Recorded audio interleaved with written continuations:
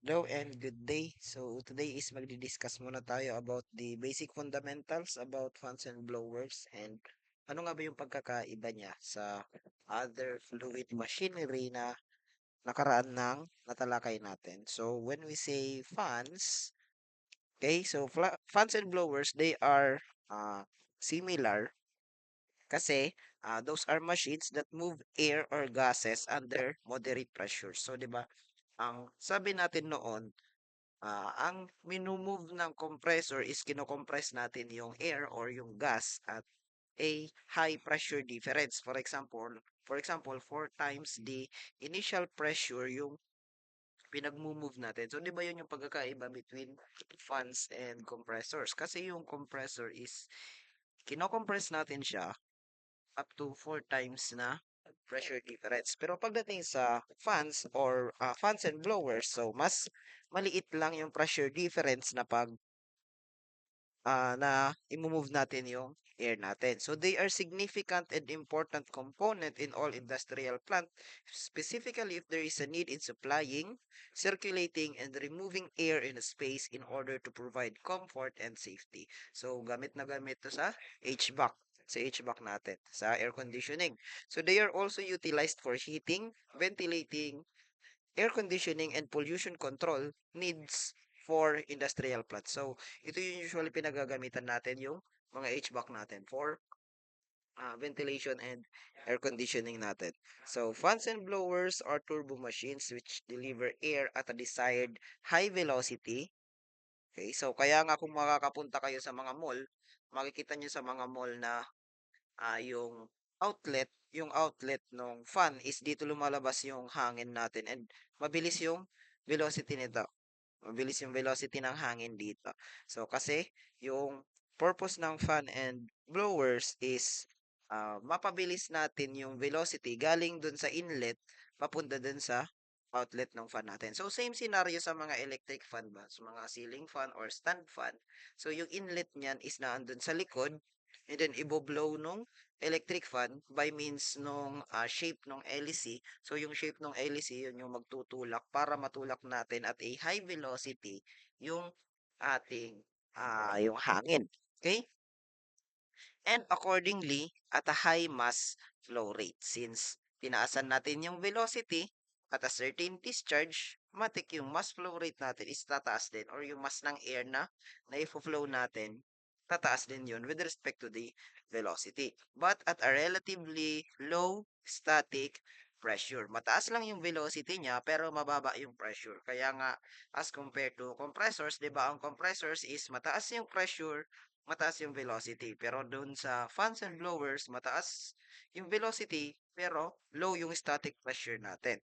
So the pressure rise across a fan is extremely low and is of the order of a few millimeters of water gauge. So maliit lang yung pressure difference or yung pressure rise na kailangan na i-consider natin when designing fans and blowers. So the upper limit of pressure rise is of the order of 250 mm of water gauge. So ito na yung upper limit or yung pinakamataas na pressure difference ng pressure rise pagdating sa mga fans and blowers. So the rise in static pressure across a blower is relatively higher and is more than 1000 mm of water gauge that is required to overcome the pressure losses of the gas during its flow through various passages. So, a blower may be constructed in multi-stages for still higher discharge pressure. So, magkaiba pa rin ang fans, yung mga alam natin usually na fans, stand fan, and yung mga blowers na gaya nito. Okay? Although fans and blowers, including compressors, perform a similar function of adding energy and moving gases, they all differ in terms of their pressure ranges. So, dito nagkakaiba-iba yung fans, blowers, and compressors natin. Depende sa pressure rise. Okay? Depende sa pressure rise. So, for example, yung fans natin is kaya lang itaas natin from, uh, for example, 1 atmospheric to up to 1.11 atmospheric pressure. So, ito lang yung specific ratio na kayang i-raise kayang itaas ng fans natin. Now, kapag kakailangan natin ng mas mataas-taas pa dyan na pressure difference, so kailangan blower na ang gamitin natin. We will use blower na may range siya na from 1.11 to 1.2 na ah, pressure difference or pressure range. So, yun yung pagkakaiba between fans and blowers. Meanwhile, yung compressors, pag more than 1.2 na yung pressure difference, so kailangan is compressor na yung ginagamit natin. For example, pag magvo-vulcanize tayo ng sasakyan or ng gulong, so syempre hindi natin kayang gamitin yung blowers lang since kailangan natin is masiksik natin yung hangin doon sa loob ng gulong. So, dapat ma-overcome natin yung pressure doon sa loob ng gulong. Kaya, kailangan is gumamit tayo ng mas mataas na pressure difference. Kailangan mas mataas yung pressure na pangsiksik natin kaysa doon sa existing pressure na nandoon sa loob ng gulong. So, therefore, compressors ang gagamitin natin to overcome that pressure. So, yun yung pagkakaiba-iba between fans, blowers, and compressors. So, generally, fans works at low pressure from 1 psi gauge, while blowers, also known as turbo blowers, works up to 35 psi gauge, and a compressor starts at 35 psi gauge. So, general lang naman to. General range lang naman to. So fans, blowers, and compressors are differentiated by the method used to move the air and by the system pressure they must operate against. As per the American Society of Mechanical Engineers, the specific ratio or the ratio of the discharge pressure over the suction pressure is used for defining the fans, blowers, and compressors. Ito yung sinasabi natin na ginagamit na specific ratio kapag kayong gagamitin nyo is fans o kaya blower o kaya compressor. Okay, so ito yung pagkakaiba-iba between fans, blowers, and compressors. Okay, so kung papansin ninyo, yung pressure rise ng fans is up to 1,136 millimeter of water gauge. Then ito naman yung range ng pressure rise ng blowers, and kapag masyado nang mataas yung pressurize na kailangan nyo, so matic compressor na ang gagamitin natin. So yung compressor is tapos na rin nating pag-aralan yan, and nagawa na natin yan na mapag-aralan noon. Okay, so we have different types of fans. Simulan natin sa fans. So the two general types of fans are centrifugal and axial fans. So may similarity ito dun sa pumps natin. So since 'di ba meron din tayong centrifugal pumps and yung dalawang uri natin ng pumps. Okay? So, yung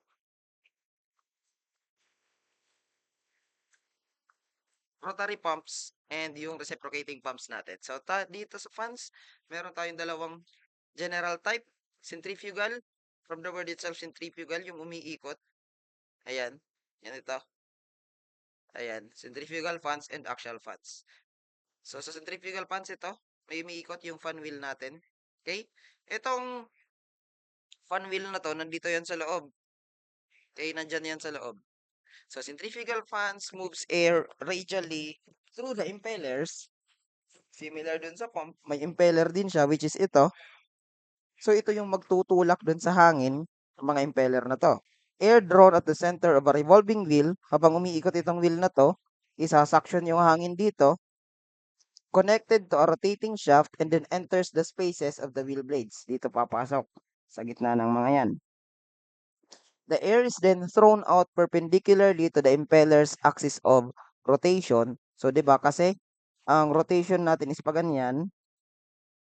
Ayan, pa ganyan yung rotation natin, axis of rotation. And then perpendicular doon is dito yung lalabas yung air natin or yung gas. Okay, so diyan lalabas yung gas nung centrifugal fans natin. They are widely used in comfort applications because it is quite efficient and operates at relative high pressure heads. So, kaya usually ang ginagamit sa mga HVAC is mga ganito. Kung titingnan natin, mga centrifugal fans ang usual na ginagamit since mataas yung kanyang efficiency. So, this is quite efficient itong uri ng ganitong centrifugal fan, and mas tahimik siya as compared dun sa blowers natin. So, centrifugal are classified in terms of wheel blades. May tatlo tayo dyan.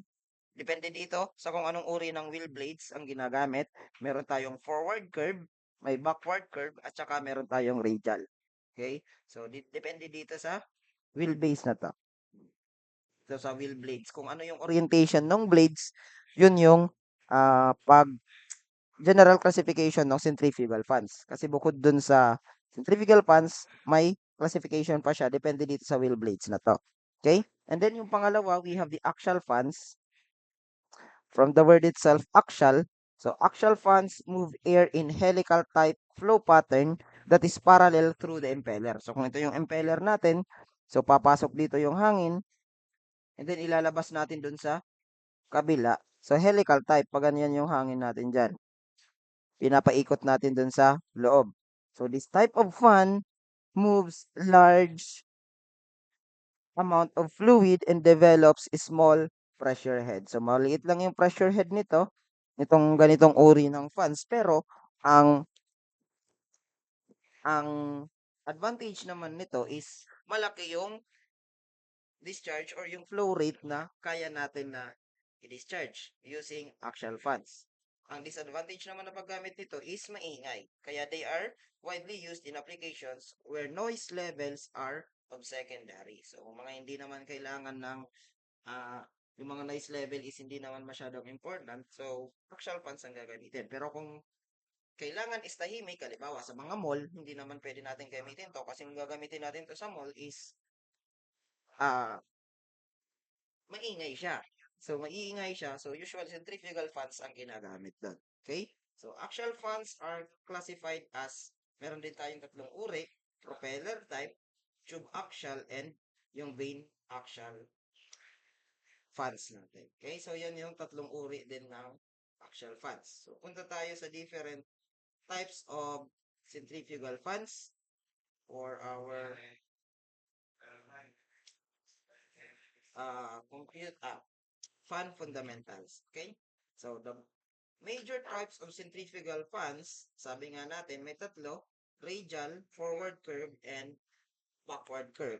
Okay? Sa forward curve fans, a forward curve fan, also known as squirrel cage, ayan, parang yung tinatakbuhan baga ng squirrel sa loob, is generally used for high volume airflow applications, high volume, and low to medium static pressure.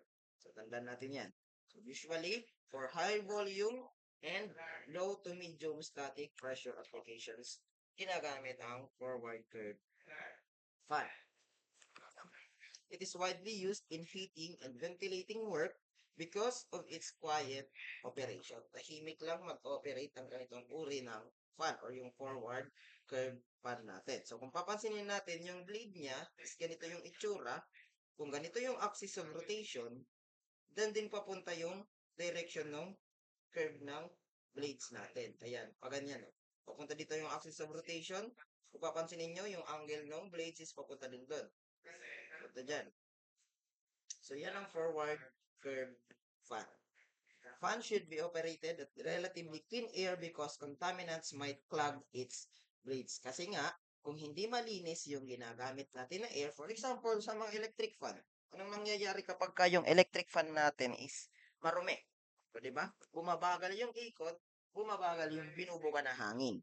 So, same with these fans, kung marumi yung fan natin, babagal din yung ikot. Kukunti rin yung maidi-discharge niya na hangin. So, kailangan malinis. Ginagamit na, usually ginagamit is malinis na hangin. So, kung madumi naman na yung blades, so, mini-maintenance yan and nililinisan lang yung mga blades natin para hindi maklag yung mga blades natin dito. And tuloy-tuloy lang yung blow niya ng hangin. Okay? So, for forward curve fans, they are used in clean environments and operate at low temperatures. Sa mga mababang temperatures lang, usually atmospheric temperatures. They are well suited for low tip speed and higher airflow work. They are best suited for moving large volumes of air against relatively low pressure. Okay, so high volume, low to medium static pressure application. So, dyan ginagamit ang forward curve fans. So, a typical performance of forward curve fan is shown as we can observe dito sa figure na to. So, this is a typical performance ng forward curve fan. The horsepower is at minimum value at no delivery, and the highest efficiency occurs when the fan is operating at 35 to 45% of free delivery capacity. Furthermore, the behavior of the horsepower input curve increases as the air delivered increases while the static pressure decreases. Okay, so kung papansinin natin yung efficiency niya is nandito sa taas na to, nandito, pinaka-efficient siya sa taas na to. At 35 to 45% ng ating free delivery capacity. Dun sa capacity ng fan natin. So, forward curve fan is overloading fan. Overloading fan, tinatawag din siya as overloading fan because the motor may overload when the static pressure is below its design value. Dun tayo sa backward curve fan. Anong pagkakaiba niya sa forward curve? So, kung papansinin natin, yung orientation ng blade ng forward curve fan, kung nasaan yung direction ng rotation, nandun yung direction ng blade natin. For example, ito, nandito yung direction of rotation, yung direction ng blade natin is papunta dyan. Meanwhile, pagdating dun sa backward curve, pabalik, babalik ta rin natin. Kung ganito yung direction ng rotation natin, dyan sa part na yan, kung papansinin nyo, opposite. Opposite yung direction ng backward curve natin. So, anong pinaggagamitan ng backward curve fan? So, backward curve fan, also known as limit loading fan, because of the backward profile of its blade, and it's widely used for high static pressure applications. Kapag high static pressure application na yung kailangan natin, so mas mainam na gumamit tayo ng backward curve fan instead ng forward curve fan, since yung nangyayari nga is from low to medium na static pressure lang yung low yung forward curve fan natin from low to medium static pressure. Now, kung high static pressure na yung kailangan, backward curve fan ang dapat natin gamitin. So, this type of fan is more efficient than forward curve with efficiency between 50 to 70% of the free delivery capacity, and is quieter than any other types of fan. So, sir, bakit hindi na lang gamitin yung backward curve fan palagi? Again, depende sa paggagamitan natin kasi ang backward curve is ginagamit sa high static pressure applications. Okay? Pero, mas tahimik ito. Mas tahimik yung ganitong uri ng centrifugal fans natin. So, typical performance curve of a backward curve fan is shown here, na kung papansinin natin, yung pinakamataas na static efficiency niya is nandito sa point na to. Okay? From 50 to 70% ng free delivery capacity natin. Okay? It has a minimum horsepower at no delivery. Ito. Yan. Pag no delivery, syempre wala ring horsepower na ginagamit. The horsepower curve gradually increases at the range of maximum efficiency. So, yung horsepower curve natin ito, mas mataas yung efficiency, kailangan mas mataas yung horsepower na kailangan natin. And then, it gradually decreases pagdating dito sa baba na to. So, at 100% free delivery capacity, 0 horsepower yung ginagamit natin. So, ito yung typical na performance curve ng isang backward curve fan. So, ganitong uri. So, backward inclined and airfoil blade, ganito. So, ano pagkakaiba nila? So, ito, yung blade niya is naka-curve siya. Ayan, no? May curve siyang pa ganun. Ay, medyo naka-curve ganyan. Meanwhile, ito is straight lang. Straight lang yan. Pa ganyan. So, para mas madali dun sa project nyo, pwede nyo gawin to. Ganyang uri. Ayan. Backward inclined lang. Or kung gusto nyo, try nyo rin na naka-backward curve. Okay? So, they are modifications of backward curved fan. Ito naman na airfoil, kung papansinin nyo, parang teardrop or water drop yung itsura ng blade natin. Ayan o, may malaki dyan sa baba, tapos paliit dun sa taas. So, may reason din yan sa fluid mechanics natin, di ba? For aerodynamics. Okay? Airfoil blade fan has a high efficiency because of its aerodynamic blade profile, ito, which allows a smooth flow of air through its blade. So, ang mahirap naman nito is the manufacturing. Okay? So, pag manufacture naman nito, ang mahirap nitong airfoil backward curve. Itong airfoil blade fan natin. Okay? So, yan yung different types ng backward curve fan. And yung last is the radial fan. Ito. So, radial or straight fans are widely used in waste collection systems that require high velocities and high pressure heads. So, this type of fan is preferred for high dust loading sa mga madudumi because of its self-cleaning wheel design and is well suited for high temperature applications. So, ang pagkakaiba nito doon kung sa forward curve is naka-incline, ganyan, and sa backward curve is naka-incline siya papunta dyan, papunta dyan. Pagdating sa radial, ayan, wala kasing drawing. Drawing. Try natin i-drawing. Kung ito yung bilog, sa radial is straight lang yan. Ayan, straight lang yan. Straight lang yan. Mga straight lang yan, ganyan. Hindi siya naka-incline. Kumbaga, towards the center, straight lang yung mga blades natin. With respect dun sa center nung axis of rotation ng blade natin. So, yan ang radial fans. So, ginagamit siya for high dust loading sa mga maruruming lugar kasi meron siyang self-cleaning itong mga wheel na to. So, usually hindi nakaklag itong ganitong uri ng fans. Sa typical performance curve o backward, ay, doon pala to sa isa. Okay, so di na na-erase.